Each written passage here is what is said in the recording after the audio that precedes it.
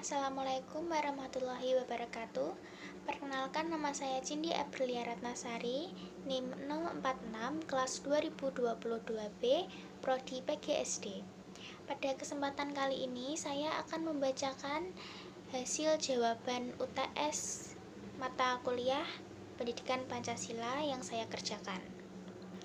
Dimulai dari soal yang pertama yang berbunyi mengidentifikasi pemahaman hakikat Pancasila meliputi menjelaskan A. Tujuan pendidikan Pancasila, B. Landasan-landasan dalam pendidikan Pancasila.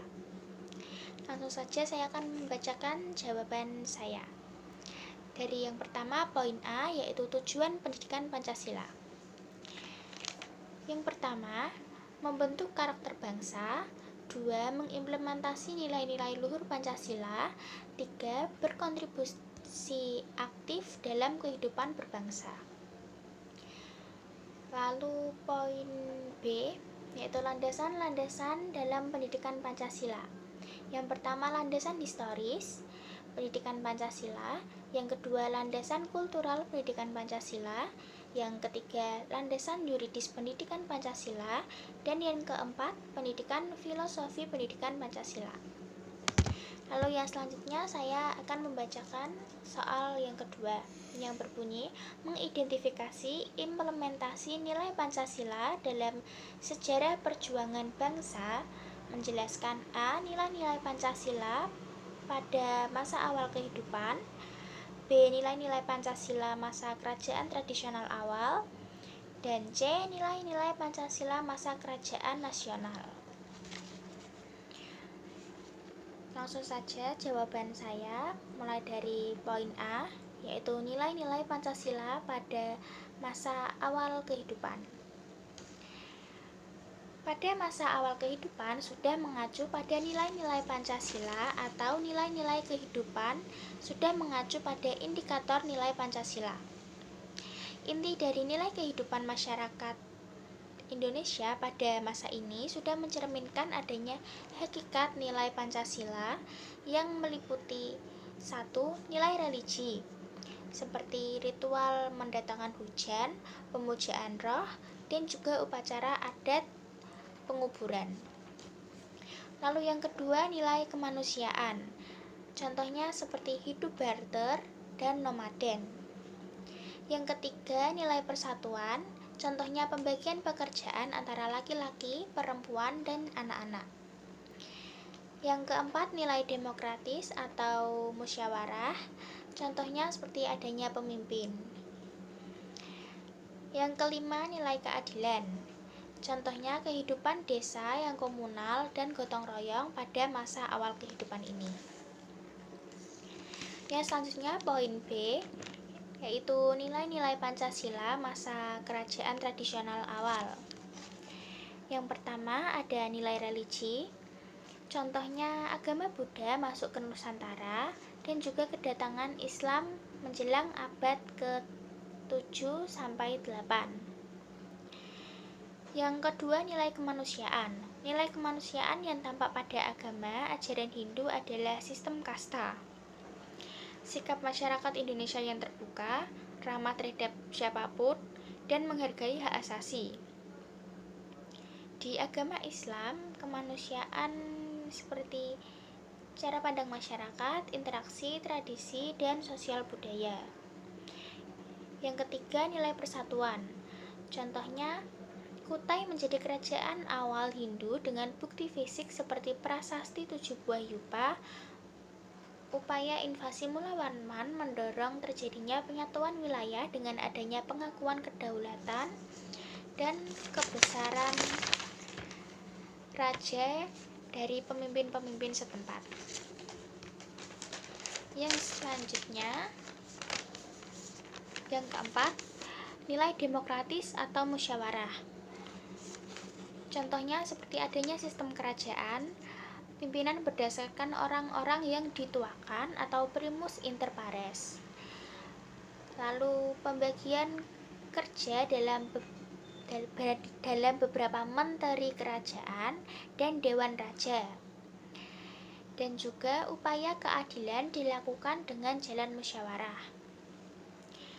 Yang kelima, nilai keadilan. Contohnya, Yupa peninggalan Raja Mulawarman berisi tentang kebaikan raja bersedekah, tanah, hasil bumi, dan sapi pada Brahmana yang datang ke Kutai.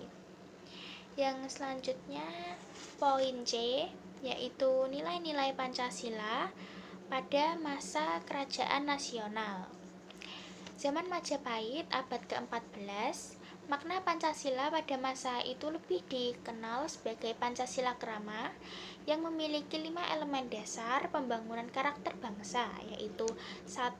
Tidak boleh melakukan kekerasan, 2. Tidak boleh mencuri, 3. Tidak boleh berjiwa dengki, 4. Tidak boleh berbohong, 5. Tidak mabuk minuman keras. Yang berarti 5 elemen di atas sudah mengacu pada nilai-nilai Pancasila, yaitu nilai religi, nilai kemanusiaan, nilai persatuan, nilai demokrasi atau musyawarah, dan nilai keadilan. Yang selanjutnya, saya akan membacakan soal yang ketiga yang berbunyi mengidentifikasi implementasi Pancasila sebagai upaya mempertahankan dan mengisi kemerdekaan Republik Indonesia. Menjelaskan A. Nilai-nilai patriotisme bangsa Indonesia ketika melawan penjajah sampai masa proklamasi kemerdekaan Indonesia. Dan B. Analisis nilai-nilai Pancasila sebagai upaya mempertahankan dan mengisi kemerdekaan Republik Indonesia. Langsung saja saya akan membacakan jawaban saya dari poin A, yaitu nilai-nilai patriotisme bangsa Indonesia ketika melawan penjajah sampai masa demokrasi kemerdekaan Indonesia. Patriotisme adalah sikap yang berani, pantang menyerah, dan rela berkorban demi bangsa dan negara.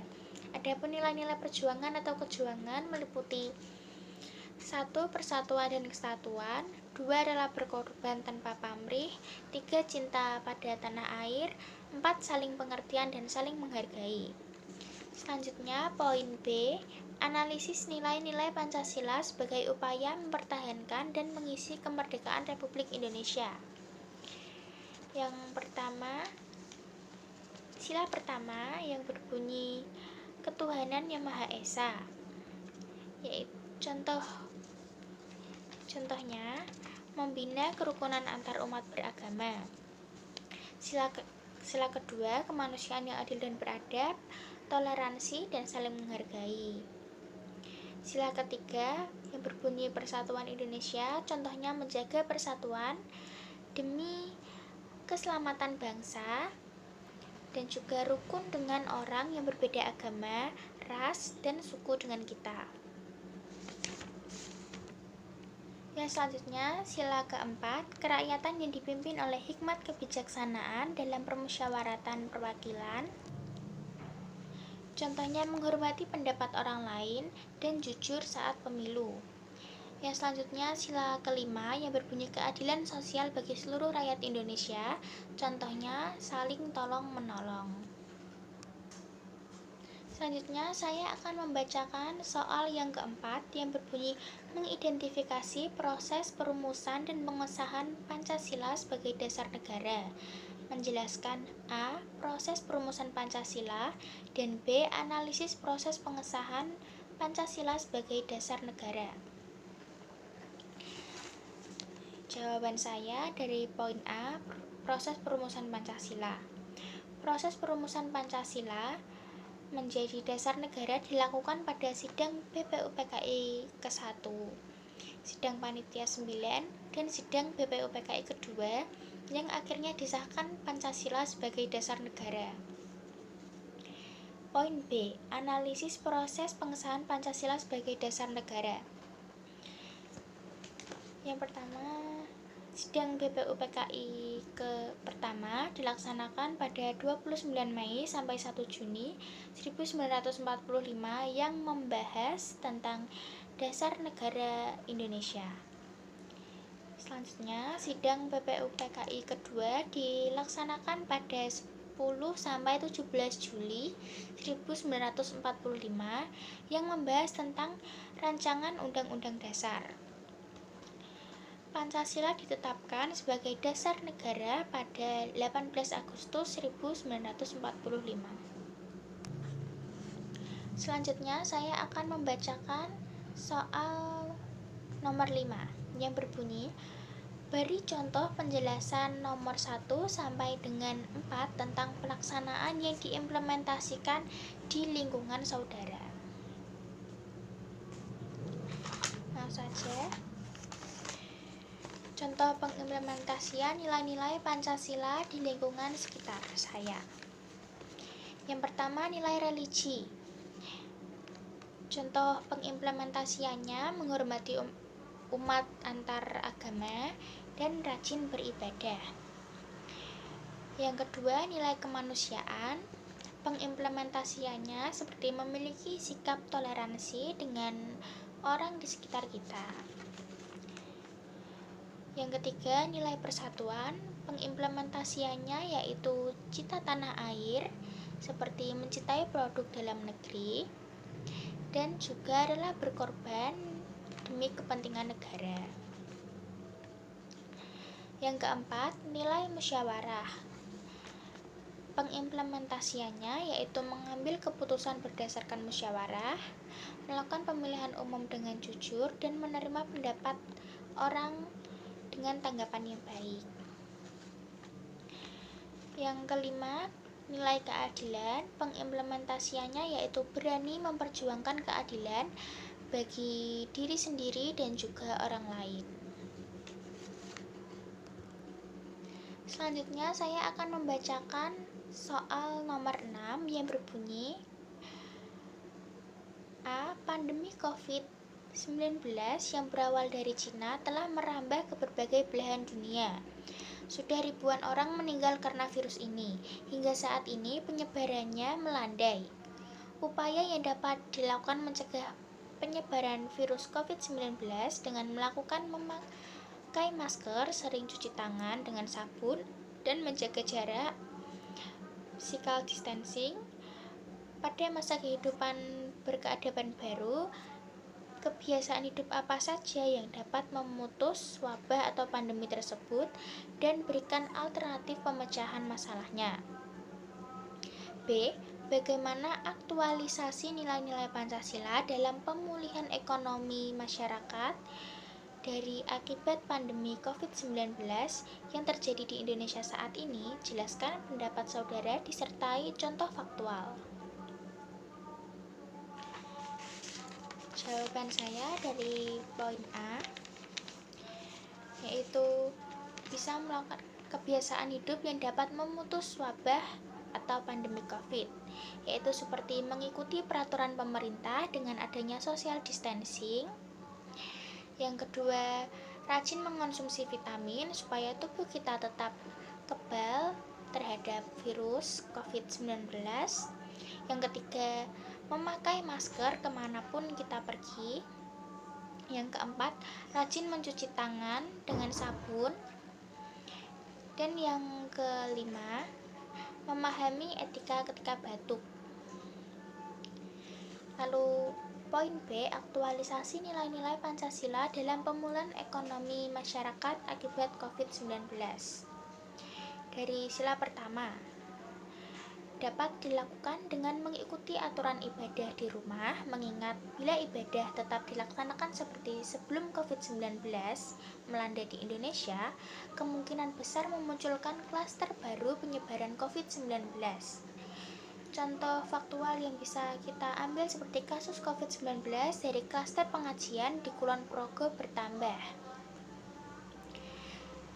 Selanjutnya, sila kedua yang berbunyi kemanusiaan yang adil dan beradab. Di masa ini kita dapat direalisasikan dengan memperlakukan orang yang terinfeksi COVID-19 secara manusiawi dan layak. Contoh faktual yang dapat kita ambil yaitu kasus COVID-19 melonjak, pemerintah menetapkan 3 rumah sakit khusus COVID-19. Bisa juga dilakukan dengan galang dana untuk membantu perekonomian keluarga yang terkena dampak COVID-19.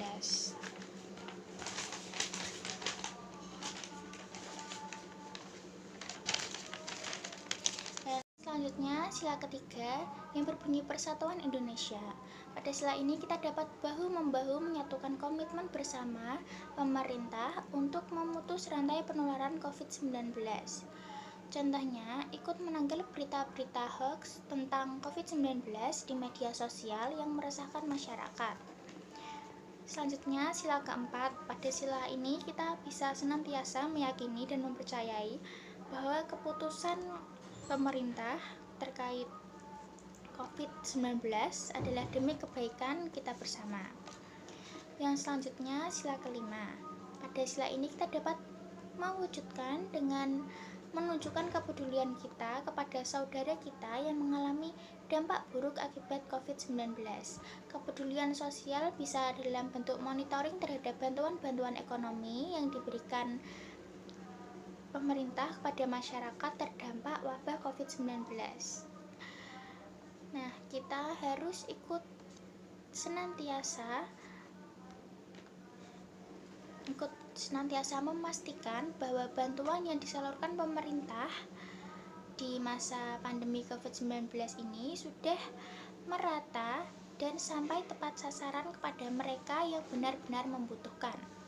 Contoh faktualnya yaitu pada tahun 2021 bansos COVID-19 dalam bentuk tunai. Sekian jawaban UTS yang saya kerjakan dan dapat saya bacakan di sini. Kurang lebihnya saya mohon maaf. Wassalamualaikum warahmatullahi wabarakatuh.